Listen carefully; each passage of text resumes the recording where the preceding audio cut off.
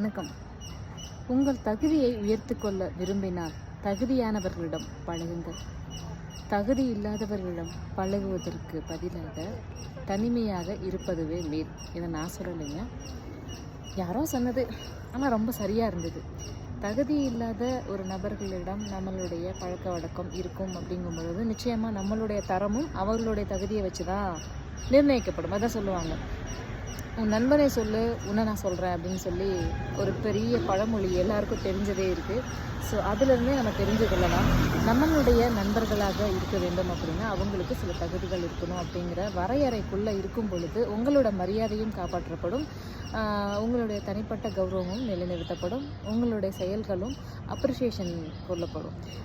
அதை விட்டுட்டு நம்ம தகுதி இல்லாதவங்களோட நம்மளுடைய பழக்க வழக்கங்களை வச்சுக்கிறோம் அப்படிங்கிறப்போ நிச்சயமாக நம்மளுக்கு அது நல்லதாக இருக்காது அப்படிங்கிறது தான் அந்த கோட்ஸினுடைய அர்த்தம்.